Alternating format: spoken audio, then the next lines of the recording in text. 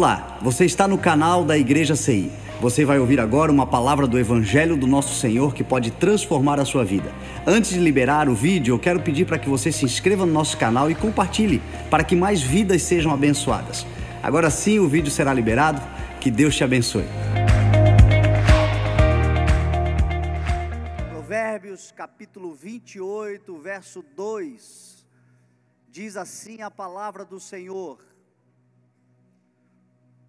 os pecados de uma nação fazem mudar sempre os seus governantes, mas a ordem se mantém com um líder justo e sensato, ou sábio e sensato. Os pecados de uma nação fazem mudar sempre os seus governantes, mas a ordem se mantém com um líder sábio e sensato. Talvez as versões aí são muitas, as palavras mudam um pouco, mas o significado é este. Amém? Pai, nós te louvamos, Senhor, pela tua santa e poderosa palavra.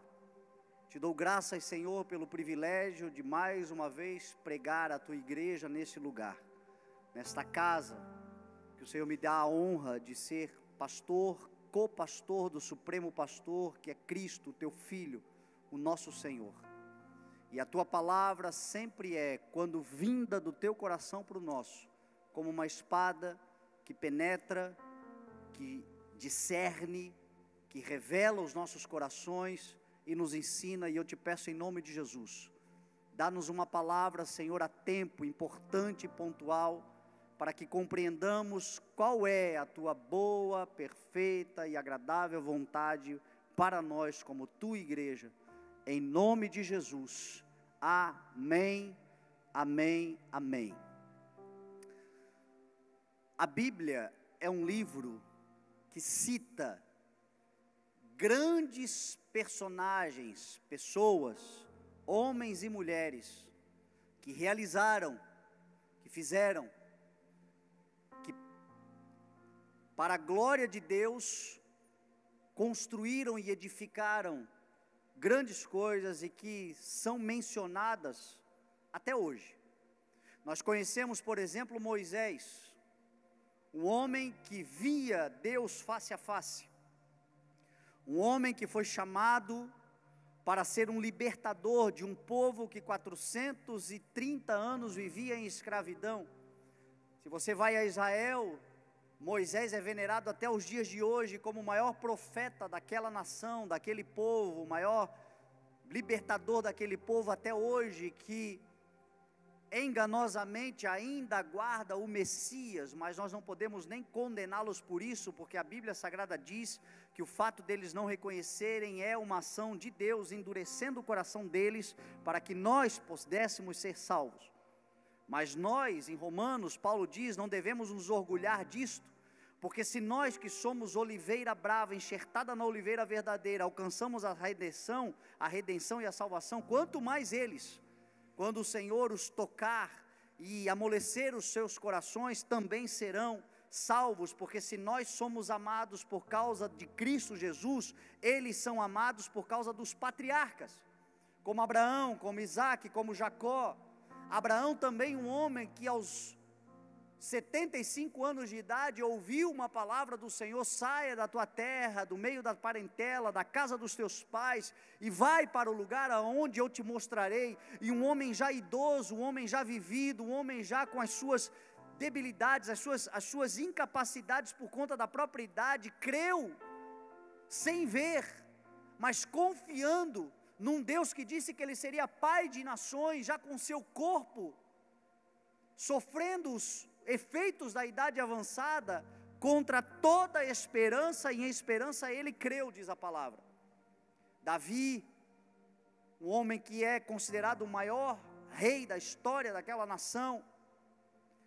Josué, que foi um substituto de Moisés, e para não ficar apenas em homens, eu cito aqui Débora, por exemplo, que foi uma juíza nos tempos dos juízes, em Juízes capítulo 4, Débora era uma profetisa que se assentava debaixo de uma tamareira chamada de Débora, e ali instruía, ajudava, ensinava o povo. Deus deu a ela uma palavra a Balaque, Balaque conquistou, e diz a palavra que por 40 anos houve paz na terra, por conta da liderança daquela mulher,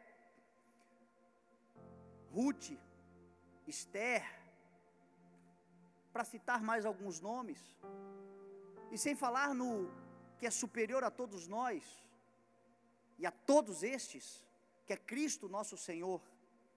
Se nesses casos que eu falei para você, e esses nomes que eu citei para você, a gente se refere ao passado, no caso de Cristo Jesus, a gente se refere também ao presente, e ao futuro também, e para toda a eternidade, porque esses homens todos que eu citei para você já passaram, estão aguardando a ressurreição dos mortos quando Cristo voltar, mas Jesus vive, Jesus é o primogênito dentre os mortos, Jesus é aquele que era, que é e que sempre haverá de ser eternamente.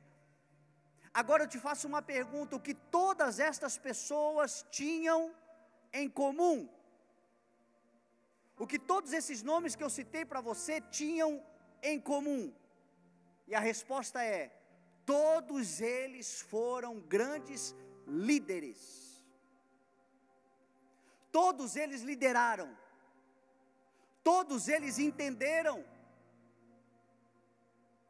que a missão daqueles que estão em Cristo, aqueles que estão no Senhor, aqueles que foram chamados por Deus, todos que entendem a obra da salvação e o projeto de Deus para a humanidade, são chamados para ser cabeça e não cauda.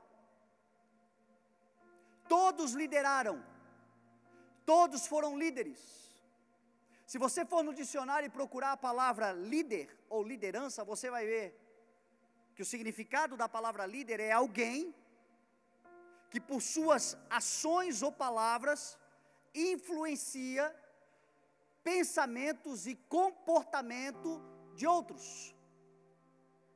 Um líder é aquele que por suas ações ou palavras influencia pensamento e comportamento dos outros.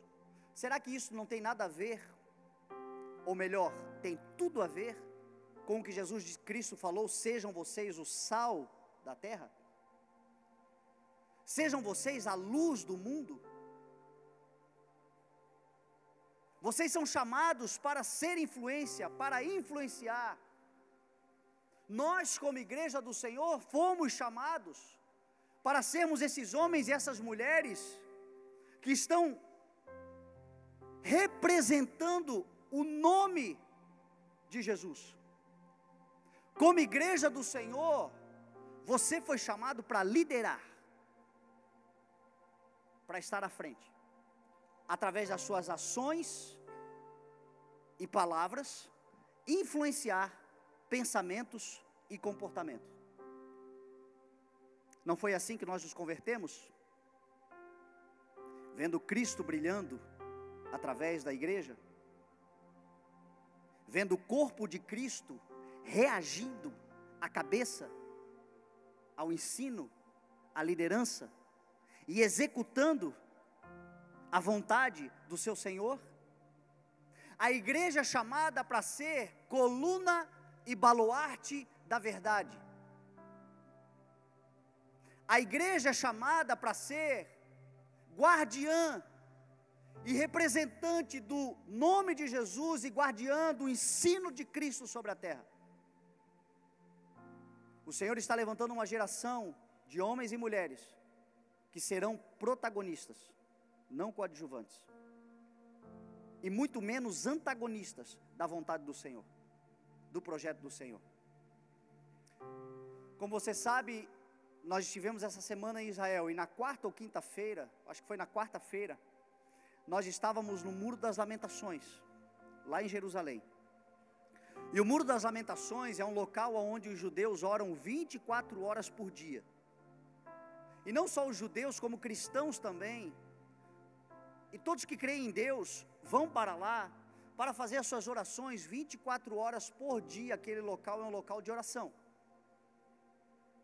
E os judeus, a razão pela qual eles oram naquele lugar, algumas pessoas erroneamente acreditam que ali é a parede do templo que foi derrubado, mas não é. Ali é parte da construção que Herodes fez, e que eles oram naquele lugar, porque eles não podem ter acesso à esplanada do templo, porque hoje tem uma mesquita lá em cima, e os judeus não têm acesso àquele lugar, mas aquele muro, segundo eles, é a parte mais próxima da rocha, que fica no Monte Moriá, que é onde eles acreditam que Abraão ofereceu Isaac, o Senhor livrou, aonde na eira de Araúna, Davi ali ofereceu sacrifício. Então, por ser a parte mais próxima que eles podem chegar, ali eles oram constantemente.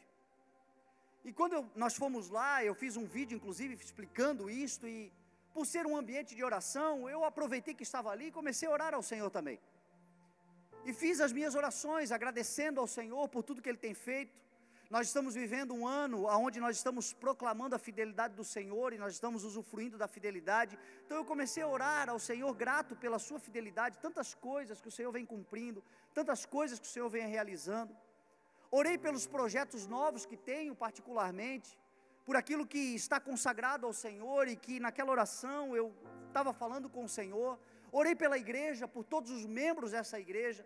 Estava orando por você, pela sua casa, pedindo ao Senhor que abençoasse a sua vida, abençoasse o ministério, cuidasse de nós. Enfim, oração e canja de galinha não faz mal a ninguém. Estava lá, aproveitei para orar. De repente, quando eu disse amém e me virei, uma pessoa me abordou e disse assim: eu sou um empresário e eu estou aqui numa peregrinação também, buscando ao Senhor, e eu vim aqui apresentar alguns planos e projetos que eu tenho ao Senhor, agradecer a Deus por coisas que Ele está fazendo. E enquanto eu orava, o Senhor colocou no meu coração de abençoar um sacerdote nesse lugar. E quando eu abri os olhos, eu vi você, e o Senhor disse: abençoa ele. E ele pegou, tirou $100 do bolso e me deu. Eu estava lá só orando, nem aí para a Hora do Brasil, jamais imaginaria isso, e ele de repente me deu uma oferta, e talvez você diga: uau, recebeu uma oferta, mas não tem a ver com o dinheiro, tem a ver com o que o Senhor me falou. Quando ele me deu a oferta, o Senhor falou comigo assim: você está preparado para sair do anonimato? Porque se eu faço isso com você lá em Itajaí, muita gente te conhece, o pessoal conhece a tua história, mas aqui, nada mais é do que eu mostrando para você, e eu quero que você diga para a igreja, que a igreja é candeia do Senhor, e uma candeia acesa é como uma cidade construída em cima de uma montanha, não se pode esconder, mas a sua luz brilha, a vossa luz diante dos homens, para que todos vejam as suas obras. E eu te faço essa pergunta: você está preparado para sair do anonimato? Porque não será possível esconder o que o Senhor vai fazer na sua vida. E aí o Senhor me deu a palavra na hora, e eu postei uma foto, eu orando. Aquela foto quem tirou foi ele disse: eu tirei uma foto sua para registrar. Eu falei: me dá essa foto já. E eu postei a foto, e eu falei sobre liderança, sobre a eficácia de uma liderança, sobre a razão pela qual uma liderança existe. Uma liderança, ela é persuasiva, uma liderança, ela é decisiva. Um líder, ele é poderoso entre os demais, mas em Cristo Jesus, essa persuasão, esse poder de decisão, esse poder do alto tem sentido, tem significado, que é muito diferente do que o mundo prega. Eu te faço uma pergunta: como você está persuadindo? Como você está decidindo? Como nós estamos exercendo o poder?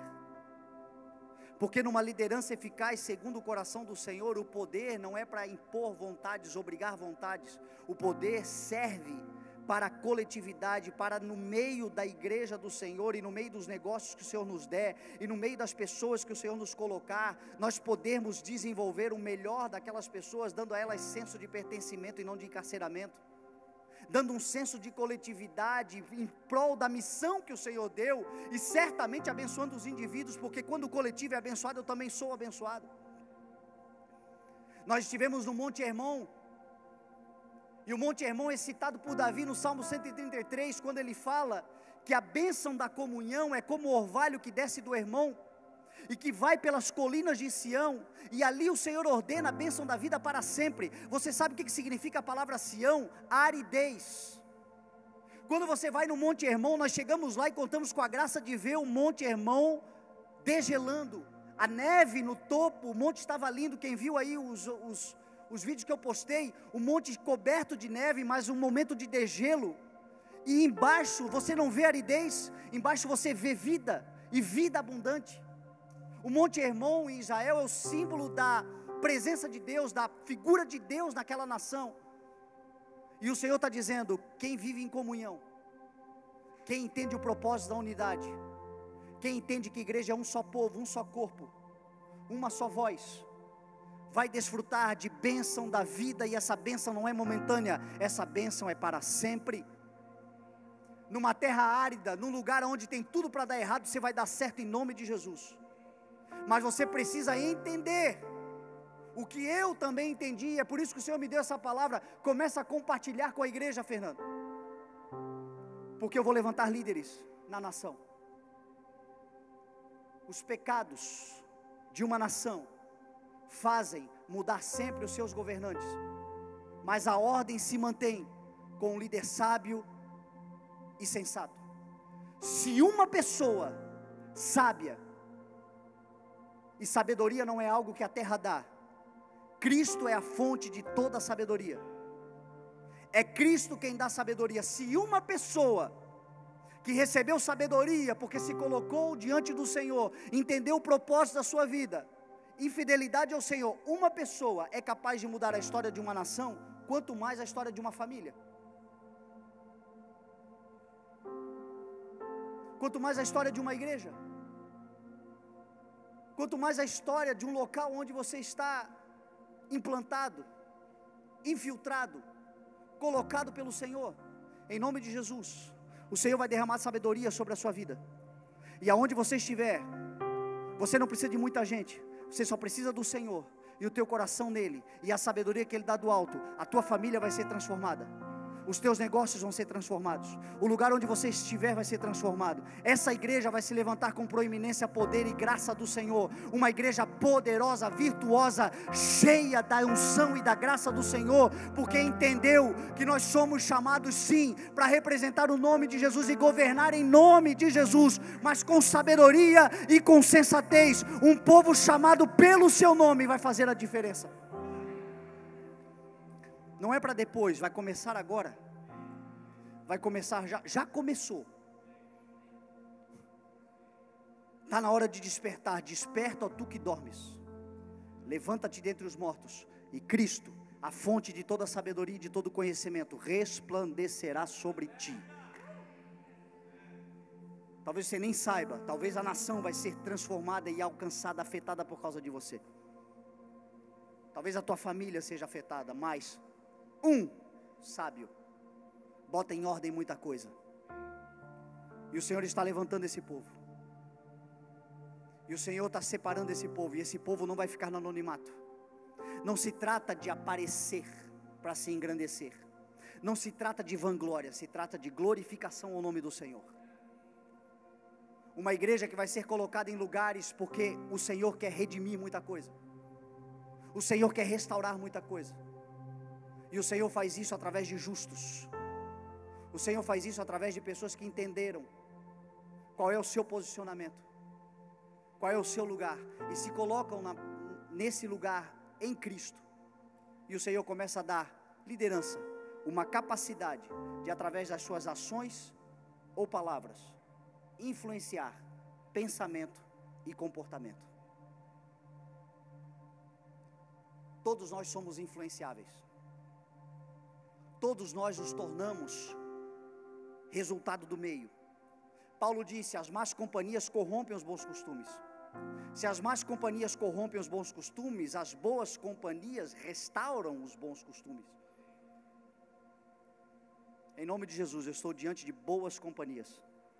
Você vai ser uma boa companhia no teu trabalho, você vai ser uma boa companhia para os teus amigos, você vai ser uma boa companhia para os teus pais, você vai ser uma boa companhia para os teus filhos, você vai ser uma ótima companhia para a tua esposa, para o teu esposo. Nós como igreja seremos pessoas de ótima companhia, e nesse lugar nós vamos influenciar, nós vamos ser sal, nós vamos ser luz, e as pessoas serão transformadas, e o Senhor vai começar a mudar a história da nossa nação, em nome de Jesus. A nação brasileira pertence ao Senhor. Que se levante os justos, sábios e sensatos. É isso que o Senhor espera de nós. Moisés foi capaz de realizar grandes coisas. Paulo foi capaz de realizar grandes coisas. Davi foi capaz de realizar grandes coisas. Todos eles tinham em comum o dom da liderança. Paulo diz em Romanos 12 que nós temos vários dons, e um deles é o dom de liderança. E Paulo diz assim: aquele que exerce liderança, que o faça com zelo. Se o teu dom é liderar, exerça a liderança com zelo.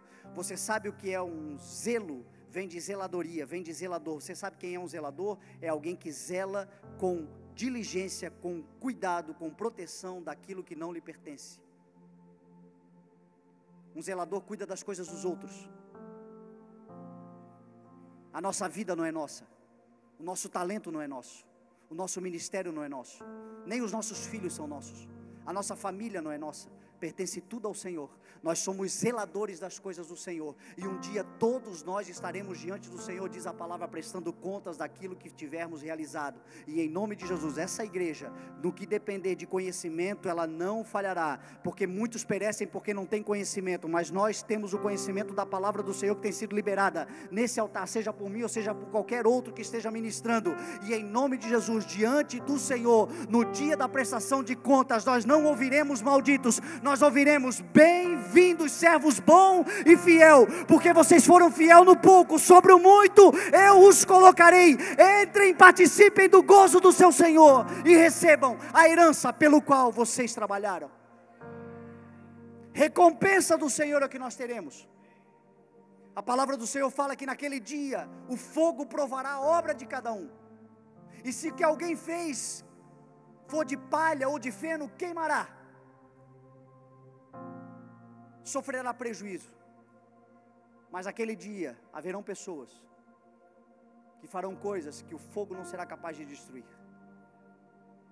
Um trabalho poderoso, uma liderança influente, pais que ganharam seus filhos para Jesus, filhos que ganharam seus pais para Jesus, empresários que nos seus negócios realizados, as pessoas perguntaram, todo mundo fazia desse jeito, a corrupção imperava aqui, a maldade imperava aqui, mas você não se corrompeu, você não corrompeu nada, e você prosperou. Como isso aconteceu? E você vai dizer: aconteceu porque o Senhor é quem abre portas, Ele tem a chave na mão dEle, porta que Ele abre ninguém é capaz de fechar.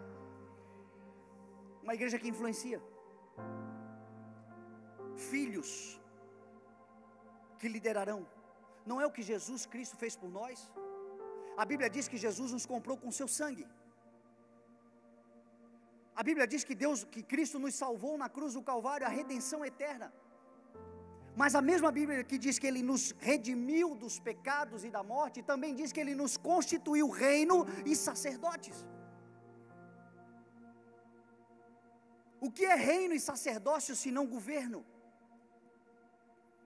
Se não a capacidade de influenciar. Agora, além de liderança, o que todos esses homens e mulheres tinham em comum?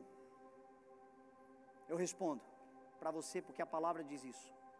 Todos, absolutamente todos, eram cheios do Espírito Santo de Deus. E é isso que nós precisamos. Nós precisamos ser tomados, cheios do Espírito de Deus.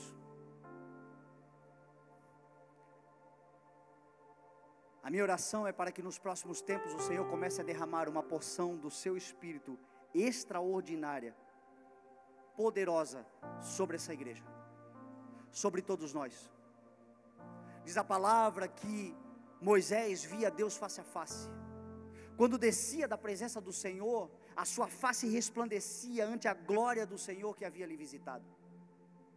A Bíblia diz que no dia em que Davi foi ungido pelo profeta Samuel, naquele dia o Espírito de Deus se apoderou dele e ele nunca mais foi o mesmo. A palavra fala que Josué era um homem que estava cheio do espírito de sabedoria, porque Moisés havia lhe colocado as mãos sobre ele e orado por ele, e o Senhor lhe encheu. O nosso poder está no Espírito de Deus, a nossa capacidade está no Espírito de Deus, a nossa condição está no Espírito de Deus, em nome de Jesus. Hoje é uma noite para você ser cheio do Espírito de Deus, Espírito de sabedoria, Espírito de ousadia, Espírito de coragem, Espírito que te dá capacidade de avançar, de correr mais rápido. A Bíblia fala de Sansão, e nos nossos quadrinhos, nas nossas expressões, a gente coloca Sansão como um homem muito forte, musculoso, mas a Bíblia em nenhum momento relata a musculatura de Sansão como uma condição para ele ter sido o homem mais forte. O que a Bíblia diz era que quando o Espírito tomava Sansão, ele se tornava imbatível. No dia que o Espírito se afastou dele, ele não deu conta nem de si mesmo. Então o que a gente precisa é ser cheio do Espírito Santo. Não cheios de nós mesmos, não cheios de conceitos e dogmas e princípios humanos, cheios do Espírito Santo. Uma outra coisa que eles tinham em comum: todos eles conheciam os desertos. Mateus capítulo 4, diz a palavra que Jesus sai do batismo. Quando ele sai das águas do batismo, o Espírito Santo de Deus desce em forma de pomba e repousa sobre ele, e dos céus uma palavra do próprio Pai dizendo: este é o meu Filho amado, em quem eu tenho prazer. No início de Mateus capítulo 4 diz a palavra assim: e Cristo, cheio do Espírito Santo, foi conduzido ao deserto.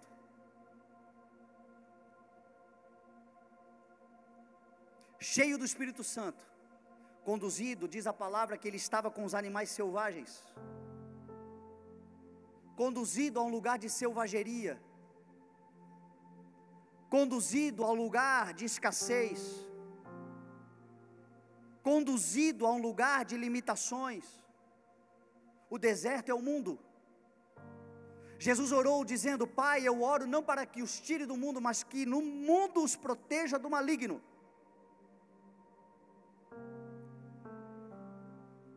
Os desertos da vida são importantes para o treinamento do Senhor, mas em nome de Jesus, não são eternos, são transitórios. Você não vai morrer nos desertos da vida.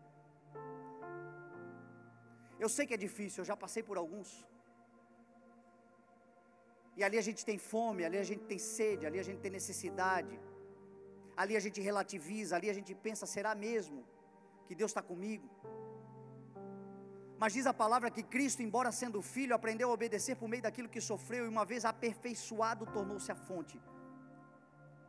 Não tem jeito, aperfeiçoamento vem com desertos na vida. Provérbios 30 diz assim: os golpes e os ferimentos eliminam o mal, e os açoites limpam as profundezas do ser. Tem coisas que a gente só será aperfeiçoado nos sofrimentos, mas o sofrimento não é castigo, o sofrimento é treinamento. Quem está em Deus está sendo aperfeiçoado.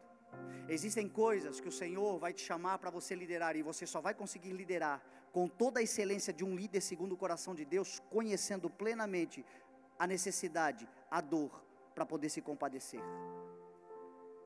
Quem nunca passou por uma falência não entende quem faliu. Quem nunca passou por uma dificuldade não entende quem está passando. Às vezes até julga, às vezes até condena, às vezes até acha que é castigo mesmo.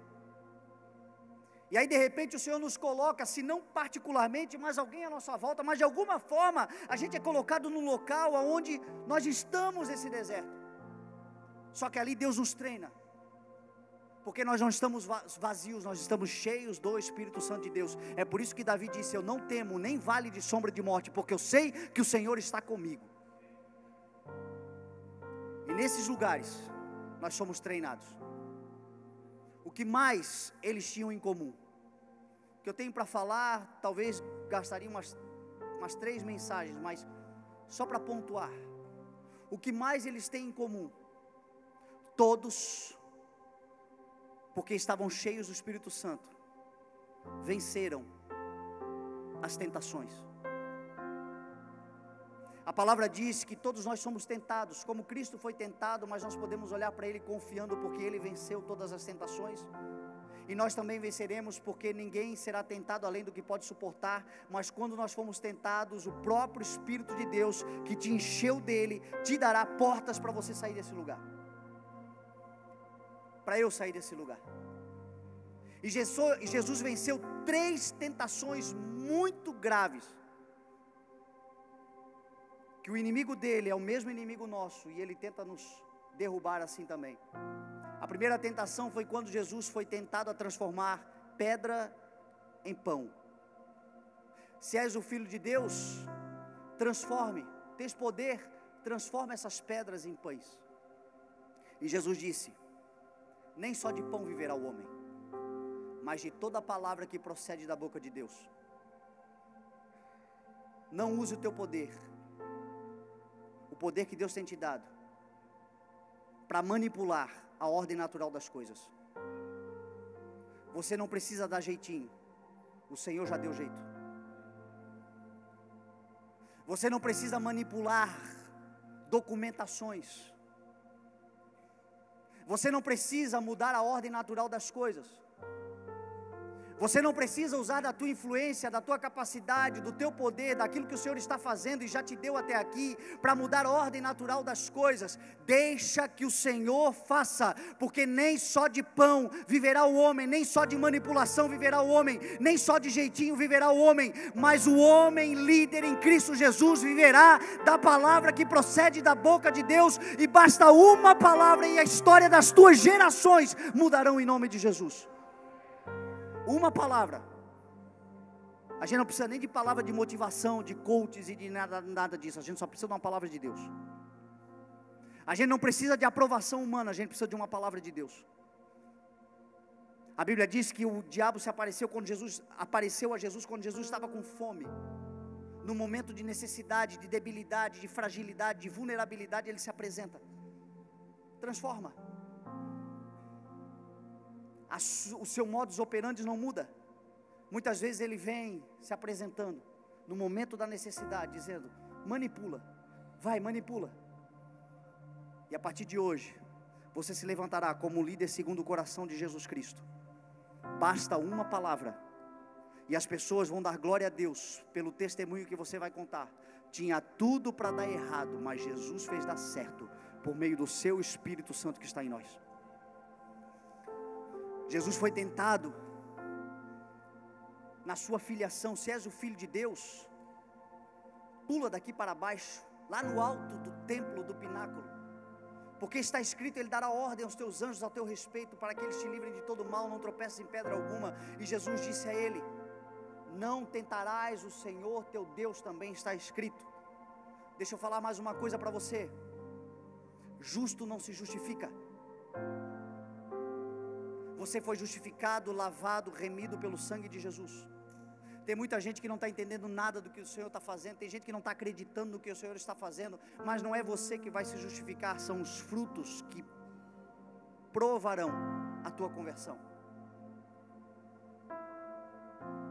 É o que o Senhor vai fazer através da tua vida que vai justificar e que vai aprovar. Não é o quanto você se defende, não é o quanto você tenta convencer, não é o quanto você tenta falar do que Deus está fazendo.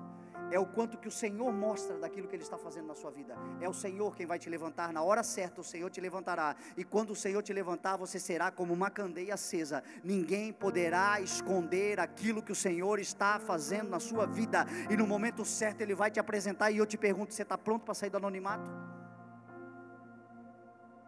Vai brilhar a luz do Senhor sobre a sua vida. Nessa hora o Senhor te justificará. Você não precisa provar para ninguém que você é crente. Você não precisa andar vestido com aparência de crente. Você só precisa ser na sua identidade, em quem o Senhor está te transformando. E aquilo que o Senhor está fazendo do lado de dentro, mais cedo ou mais tarde, aparecerá do lado de fora. E as pessoas vão dar glória a Deus. Não tente, não atente, só aguarda. Porque o Senhor que começou a boa obra haverá de completá-la, e quando estiver pronta, aquele que é o oleiro, aquele que é o construtor, aquele que é o autor da vida, certamente apresentará a conclusão da obra, e muitos darão glória. Jesus, por último, foi tentado, quando ele foi levado no alto de um monte. Nós estivemos lá em Jericó, o Monte Quarental, uma montanha muito alta. Diz a palavra que o diabo levou naquela montanha e mostrou todos os reinos da terra e o seu esplendor, e disse a ele: tudo isso te darei, porque me foi dado. E é verdade, um mentiroso até que falou a verdade. Se prostrado me adorares. E Jesus disse: afasta-te de mim, Satanás, porque está escrito: adorarás somente o Senhor teu Deus, e só a Ele preste culto. O que é adoração? Você sabe o que é adoração? Adoração é mais do que expressão corporal. Adoração é mais do que palavras de engrandecimento, de glorificação do nome do Senhor. Adoração, sobretudo, é obediência. Adoração é oferecer-se em sacrifício vivo, santo e agradável ao Senhor, com uma mente transformada, que não se corrompe mais com o mundo, mas que agora vive o ensino de Cristo na totalidade, na plenitude. E quanto mais nós obedecemos o ensino de Jesus, mais nós adoramos ao Pai. Adoração é obediência. Obediência não é algo que nós fazemos por obrigação, nós fazemos de coração. E se adoração é obediência para Deus, para o diabo é a mesma coisa. O diabo não queria simplesmente que Jesus se ajoelhasse. O diabo queria que ele obedecesse. Te dou todos os reinos da terra, se tu te transformares num fofoqueiro. Te dou todos os reinos da terra, se o teu negócio crescer em cima da destruição de outros negócios. Te dou todos os reinos da terra, porque me foi dado, se tu te transformares num acusador, num condenador. Te dou todos os reinos da terra, se tu te transformares num violento, se tu te transformares em alguém com a mente deturpada conforme esse mundo. Eu te dou todos os reinos da terra, se tu fizer as regras desses reinos todos, porque eu governo eles. E o Senhor Jesus: afaste-se de mim, Ele declarou, pois está escrito: adorarás somente o Senhor teu Deus. O meu coração, a minha obediência, a minha diligência, a minha dedicação, o meu louvor, a minha vida está no altar do Senhor. Só a Ele eu presto culto. Diz a palavra que ele saiu, se afastou, porque quem resiste ele foge. E os anjos do Senhor vieram e lhe serviram. Deixa eu dizer uma coisa para você, meu irmão. Hebreus fala que os anjos do Senhor são espíritos ministradores enviados para servir aqueles que herdarão a salvação. Quantos aqui estão salvos em Cristo Jesus? Tem anjos do Senhor hoje sendo enviados para servir. Servir com um propósito eterno, servir com os dons que o Senhor tem para nós, servir com as bênçãos que o Senhor tem para nós. Anjos do Senhor, espíritos ministradores. E o próprio Jesus disse que Ele é como um Senhor que saiu para um banquete, e que de repente Ele voltará, e felizes seremos nós se formos encontrados em casa quando Ele bater a porta. E quando Ele bater na porta e nós abrirmos, diz a palavra que Ele mesmo virá e se vestirá como um servo e nos servirá à mesa. O próprio Senhor, para aqueles que decidiram seguir a sua vida em obediência, como expressão de adoração. Líderes que foram levantados, cheios do Espírito Santo. Líderes que foram levantados com uma consciência de que a nossa vida influencia a partir daquilo que Cristo faz em nós. Líderes que foram levantados com a consciência de Paulo: sede meus imitadores como eu sou de Cristo. Não era presunção, era uma referência. Eu estou imitando Jesus, com todo esforço, com toda dedicação, com as minhas falhas, em processo de aperfeiçoamento, mas dedicado no crescimento e na imitação daquele que é perfeito, e eu estou sendo aperfeiçoado por Ele. Uma igreja que se levanta entendendo que aquele que afirma estar em Cristo deve andar como Cristo andou. Deixa eu dizer para você, não será uma tarefa simples, porque o mundo está corrompido. mas será uma tarefa de grande glória ao nome do Senhor, e que vai valer a pena cada esforço. Vai valer a pena você ser levantado aí na sua casa como um sábio e sensato. Vai valer a pena você se levantar aí na sua casa como uma sábia mulher que edifica a sua casa. Vai valer a pena você se levantar nesta geração de negócios, aonde muitos estão corrompidos e corrompendo, como um homem sábio, uma mulher sábia e sensato. Vai valer a pena a igreja se levantar, incorruptível, no meio de um processo de corrupção, inclusive dentro da própria igreja, aonde pessoas estão mercantilizando a fé, aonde pessoas estão desviando muita gente, aonde heresias destruidoras estão se propagando, mas uma igreja que vai manter a guarda do ensino de Cristo, vai valer a pena. Você está pronto para sair do anonimato? O Senhor vai te levantar nos próximos tempos, como sal da terra, não para ser pisado, mas para ser temperado. Não para ser pisado, mas para temperar. Em nome de Jesus, os próximos dias, o Senhor vai começar a fazer sobre essa igreja, sobre a sua vida, uma liderança eficaz, um povo que terá poder de persuasão, um povo que terá poder de decisão, um povo que terá poder de transformação, mas tudo isso para a glória do nome de Jesus e para a edificação da sua igreja. Enquanto nós estamos trabalhando pela coletividade, nós na individualidade estamos sendo abençoados também. Enquanto nós estamos trabalhando pelo pertencimento, nós estamos sendo abençoados poderosamente. Que a bênção do Salmo 133 recaia sobre todos nós, e que ela não seja momentânea, que ela não seja de um culto, mas que ela seja para sempre, para as tuas gerações, em nome de Jesus. Você crê em nome de Jesus? Vamos nos colocar de pé então e vamos cear.